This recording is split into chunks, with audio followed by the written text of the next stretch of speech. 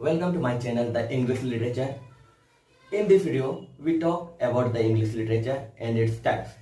तो वीडियो आज अगर अच्छा लगे तो प्लीज़ लाइक कीजिएगा, चैनल को सब्सक्राइब कीजिएगा। तो जैसा कि आप लोग जानते हैं कि इंग्लिश लिटरेचर कोई आसान सब्जेक्ट नहीं है। इसमें बहुत पेशेंस और धैर्य की ज़रूरत होती है।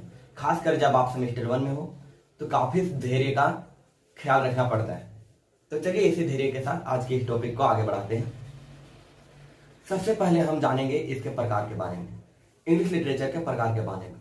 How many types of English literature. तो दोस्तों बता दूं मैं आपको, there are 5 types of English literature.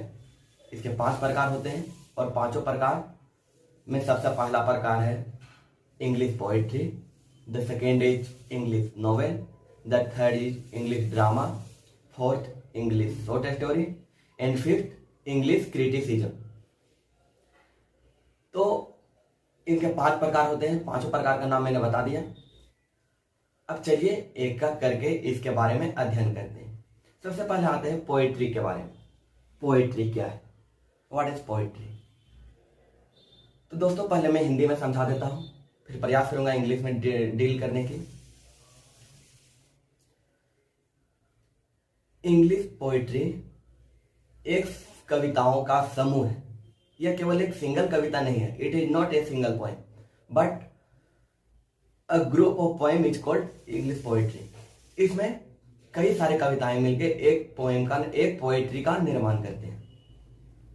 English poetry जिसमें कई सारे कविताएं मिल करके एक पोएट्री का निर्माण करते हैं, एक समूह का निर्माण करते हैं, इसे ही इंग्लिश पोएट्री कहा जाता है।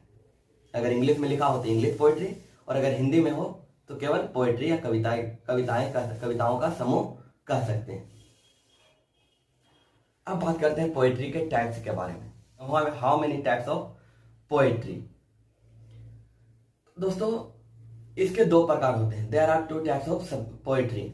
The first is subjective poetry and second is objective poetry. तो सब्जेक्टिव पोएट्री और ऑब्जेक्टिव पोएट्री के बारे में भी अभी हम डिटेल में वर्णन करेंगे। तो चलिए बढ़ते हैं आगे। सब्जेक्टिव पोएट्री है क्या, व्हाट इज सब्जेक्टिव पोएट्री। तो पहले दोस्तों आपने यह जाना कि पोएट्री कोई कविता नहीं है बल्कि कविताओं का एक समूह है, अ ग्रुप ऑफ पोएम है। हम बात कर रहे थे सब्जेक्टिव पोएट्री के बारे में। तो सब्जेक्टिव पोएट्री क्या है। In this subjective poetry the poet express his personal feelings. इसमें क्या होता है दोस्तों, समझिए आराम से, धीरे धीरे समझते हैं। सब्जेक्टिव पोएट्री एक ऐसा पोएट्री है जिसमें यदि कोई पोएट अपना पोएम लिखते समय अपना व्यक्तिगत विचार, पर्सनल फीलिंग्स को शेयर करता है, उसमें जाहिर करता है, तो एक प्रकार का सब्जेक्टिव पोएट्री है। जैसे उदाहरण के तौर पर हम समझते हैं कि पतझड़ के मौसम में आपने बहुत बार देखा होगा कि पत्तियां पेड़ों से अलग हो जाती है। तो यदि मैं अपना विचार दूं तो मेरा कहना होगा कि शायद हो सकता है पेड़ में कोई बीमारी हो, या हो सकता है कि जितना उसका जीने का एज हो वह समाप्त हो गया हो। तो यह मेरा पर्सनल फीलिंग्स हो गया, व्यक्तिगत विचार हो गया। इसी को हम पर्सनल फीलिंग कहते हैं। तो इसी सब्जेक्टिव पोएट्री में जो पोएट होते हैं वे अपना पर्सनल विचार को जाहिर करते हैं, व्यक्तिगत विचार को जाहिर करते हैं। इसे ही सब्जेक्टिव पोएट्री कहते हैं। दोस्तों आपको समझ में आ गया होगा सब्जेक्टिव पोएट्री क्या है। In this subjective poetry the poet express his personal feeling by a poem. तो अपने पोएम के माध्यम से अपने व्यक्तिगत विचार को जाहिर करता है। अब आगे बढ़ते हैं सेकेंड नंबर ऑब्जेक्टिव पोएट्री के बारे में। तो समझिए ऑब्जेक्टिव पोएट्री क्या है। In this poetry the poet not express his personal feeling but he describe an event और ये लाइफ ऑफ ए पर्सन। इसमें क्या होता है कि जो पोएट होते हैं वे अपना व्यक्तिगत विचार जाहिर नहीं करते हैं बल्कि किसी व्यक्ति के जीवन की घटना या उसके जीवन के बारे में संपूर्ण वर्णन करते हैं, जैसा है वैसे ही लिखते हैं।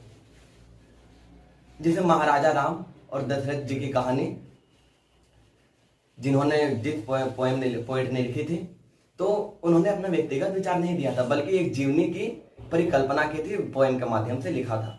तो इसी को हम ऑब्जेक्टिव पोएट्री कहते हैं। इसमें कोई व्यक्तिगत विचार देना नहीं रहता है। तो दोस्तों आप लोगों को समझ में आ गया होगा कि सब्जेक्टिव पोएट्री है क्या और ऑब्जेक्टिव पोएट्री है क्या। तो पोएट्री के कुछ एग्जाम्पल देखते हैं। क्या क्या है। तो इसके एग्जाम्पल हो गए sonnet, ode, lyric, epic, ballad और सेटायर। इस प्रकार के कुछ एग्जाम्पल हैं सब्जेक्ट पोएट्री के। तो आइए सबसे पहले सोनेट के बारे में चर्चा करते हैं। सोनेट के बारे में, उसके बाद ओड, इपिक, लिरिक, इस सब के बारे में भी आगे एक एक करके वीडियो में चर्चा करेंगे। तो आइए सबसे शुरुआत स्टार्ट करते हैं सोनेट के बारे में। दोस्तों, सोनेट को सेमेस्टर 1 के लिए सबसे महत्वपूर्ण टॉपिक माना जाता है। सेमेस्टर 1 के लिए नहीं, बल्कि पूरे इंग्लिश लिटरेचर के लिए सबसे महत्वपूर्ण टॉपिक माना जाता है सोनेट को। तो सोनेट है क्या, इसकी कैसे उत्पत्ति हुई और किस प्रकार से यह आगे बढ़ा, इसके बारे में भी हम जानेंगे इसी वीडियो में। तो बने रहिए अंत तक। सोनेट है क्या, व्हाट इज सोनेट? सोनेट है क्या, तो इसके बारे में भी हम जानते हैं। It is a type of a subjective poetry. It is a type of subjective poetry in which the poet express his personal feeling by a poem. Sonnet अभी मैंने समझाया कि सब्जेक्टिव पोएट्री का एक प्रकार है, और जिसमें सब्जेक्टिव पोएट्री में होता क्या है कि अपने व्यक्तिगत विचार को जाहिर करता है पोएट।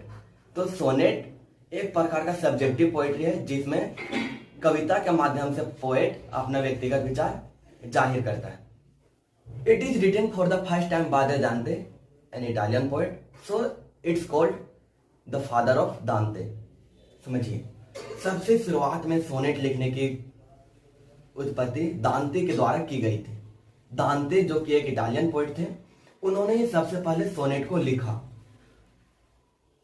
तो इसी प्रकार से हम कह सकते हैं दांते को सोनेट का पिता कहा जाता है, सोनेट का जन्मदाता भी कहा जाता है। तो यह टॉपिक महत्वपूर्ण है दोस्तों, याद रखिएगा। सोनेट का उत्पत्ति दांते के हाथों किया गया था, इसलिए हम इन्हें जन्मदाता भी कहते हैं सोनेट का। अब आगे बढ़ते हैं सोनेट के types. Sonnet basically two types के होते हैं। सबसे पहला हो गया ऑक्टेव और सेस्टेट। दोस्तों, इससे पहले मैं एक जानकारी के लिए बता दूं कि सोनेट जो है 14 लाइन का एक पोएम होता है, या 14 लाइन का एक पोएट्री होता है, और ऑक्टेव और सेस्टेट इसी 14 लाइन में आते हैं। 8 लाइन के स्टेंजा को ऑक्टेव कहा जाता है, और 6 लाइन वाले एक स्टेंजा को सेस्टेट कहा जाता है। तो बेसिकली 14 लाइन में 2 स्टेंजा बने होते हैं दांते के द्वारा। दांते जिस प्रकार के पोएम लिखते थे, तो उसमें 2 स्टेंजा बना करके वे अध्ययन करते थे, स्टडी करते थे। पहला 8 लाइन का स्टेंजा हो गया और दूसरा 6 लाइन का स्टेंजा हो गया। तो 8 लाइन का स्टेंजा को हम ऑक्टेव कहते हैं, और 6 लाइन वाले स्टेंजा को सेस्टेट कहते थे। तो दांते इसी मॉडल पर जितने भी पोएम लिखे उन्होंने, तो सर इसी मॉडल पर लिखे, 8 लाइन और 6 लाइन वाले स्टेंजा पर। भले ही दांते को सोनेट का फादर कहा जाता था, लेकिन वे इस सोनेट को बहुत अधिक पॉपुलर नहीं कर पाए। Dante failed to popularize the sonnet on Italian model. वे इटालियन मॉडल को फेमस नहीं कर पाए। लेटर ऑन, बाद में the Petrarch an Italian poet popularize the sonnet on Italian model, that means 8 line और 6 लाइन। बाद में क्या हुआ दोस्तों, पेट्रार्च जो कि उसी देश के, इटली देश के ही एक अदर पोएट थे, उन्होंने इस मॉडल को, किस मॉडल को, यानी 8 लाइन और 6 लाइन वाले मॉडल को बहुतायत रूप में फैला दिया, पॉपुलर कर दिया। तो इसी प्रकार वी कॉल्ड इटालियन सोनेट और पेट्रार्चन सोनेट। इसीलिए हम इटालियन सोनेट भी इसे कहते हैं, और इसे हम पेट्रार्चन सोनेट भी कह सकते हैं। तो पेट्रार्चन सोनेट और इटालियन सोनेट में कोई अंतर नहीं है। दोस्तों, यहां तक कैसा लगा जरूर बताइए। अब आगे बढ़ते हैं इसकी शुरुआत के बारे में। किस प्रकार से इसका शुरुआत हुआ, किस शताब्दी में, किस सेंचुरी में यह पॉपुलर होता चला गया, किस सेंचुरी में कौन से महान पोएट आया, ये भी हम जानेंगे। तो बात करते हैं सबसे पहले 16वीं सेंचुरी के बारे में, 16वीं शताब्दी के बारे में। तो two poets of England Wyatt and Surrey visit the Italy. उन्होंने इटली का दौरा किया। याट एंड सूरी जो कि इंग्लैंड के पोएट थे, तो उन्होंने इटली का दौरा किया। And highly influence to see the Italian model of sonnet. तो इटालियन मॉडल के सोनेट को देख करके वे बहुत अधिक प्रभावित उनके मन में भी जिज्ञासा जगी सोनेट लिखने की, क्योंकि वे इटालियन मॉडल इतना पॉपुलर हो चुका था पेट्रार्च के द्वारा कि वे उसे देखकर बहुत प्रभावित हुए। लेटर ऑन, बाद में वे अपने देश को लौट गए, इंग्लैंड लौट गए। तो याट जो इंग्लैंड के कवि हैं, तो उन्होंने इटालियन मॉडल पर ही पोएम सोनेट लिखना शुरू कर दिया। इटालियन मॉडल मतलब 8 लाइन और 6 लाइन वाले मॉडल पर सोनेट लिखना स्टार्ट कर दिया। उन्होंने किसी प्रकार का बदलाव नहीं किया। 14 लाइन का सोनेट रहता था तो उसने 14 लाइन का ही रहने दिया। 8 लाइन का स्टेंजा, एक स्टेंजा रहता था तो उसे भी 8 लाइन का रहने दिया। 6 लाइन का स्टेंजा रहता था तो उसे भी 6 लाइन का स्टेंजा रहने ही दिया। मतलब 2 कॉपी जिस प्रकार इटालियन मॉडल था उसी प्रकार इन्होंने इटालियन मॉडल पर लिखना आरंभ कर दिया याक ने। लेकिन इनके फ्रेंड जो साथ में गए थे इटली, सूरी, उन्होंने इसमें कुछ बड़ा बदलाव किया। They broke the Italian sonnet on into 4 stanza. इन्होंने 4 स्टेंजा में इसे बांट दिया। जैसे पहले 2 स्टेंजा में बांटा जाता था, 8 लाइन और 6 लाइन, लेकिन इन्होंने 4 स्टेंजा में बांट दिया। 4 लाइन, 4 लाइन, 4 लाइन और अंत में एक 2 लाइन का स्टेंजा को बांट दिया। इस प्रकार से उन्होंने 14 लाइन को पूरा किया। तो जैसे 8 लाइन के स्टेंजा को ऑक्टेव कहा जाता था और 6 लाइन वाले स्टेंजा को सेस्टेट कहा जाता था, तो 4 लाइन वाले स्टेंजा को क्वाड्रेट कहा जाता था। क्वाड्रेट कहा जाता था और 2 लाइन वाले स्टेंजा को कपलेट कहा जाता था।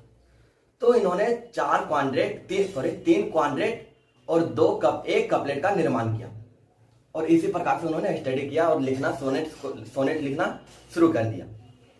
तो इन्होंने बहुत बड़ा बदलाव किया सोनेट के इतिहास में। स्टेंजा में सोनेट को तोड़ दिया। अब इसके बाद आए शेक्सपियर। इसी शताब्दी में 16वीं सेंचुरी की बात हुई है। तो जिन्होंने शेक्सपियर, इन्होंने इसी मॉडल पर यानी सूरी के मॉडल पर 4 4 4 और 2 लाइन वाले पर इतना सोनेट 154 सोनेट को लिख दिया। शेक्सपियर ने 154 सोनेट को लिख दिया और वो एक महान विख्यात कवि के रूप में उभर कर सामने आए। तो इस प्रकार से 16वीं सेंचुरी समाप्त हुआ। अब बढ़ते हैं 17वीं सेंचुरी के बारे में। शेक्सपियर के बारे में हम बाद में भी डिस्कस करेंगे। अब आते हैं 17वीं सेंचुरी के बारे में। 17वीं सेंचुरी के बारे में 17वीं सेंचुरी में जॉन मिल्टन नाम के इंग्लैंड के कवि थे। उन्होंने भी सोनेट लिखना स्टार्ट कर दिया, लेकिन उन्होंने भी एक महत्वपूर्ण बदलाव किया sonnet.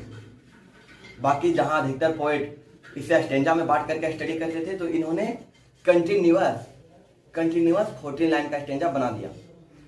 In 17th century the John Milton an England poet, he not broke the sonnet into a stanza but also he continues the stanza on 14 line। तो हुआ क्या दोस्तों कि इन्होंने किसी प्रकार से इसे बांटा नहीं, बल्कि 14 लाइन का कविता लगातार लिख दी। तो इस प्रकार से 17वीं सेंचुरी भी समाप्त हुआ। 17वीं सेंचुरी में जॉन मिल्टन ने एक बहुत बड़ा बदलाव किया था और इसी प्रकार से इस सेंचुरी को हम मिल्टानिक सेंचुरी भी कह सकते हैं। लेकिन खैर इसके बारे में हम आगे बात करेंगे।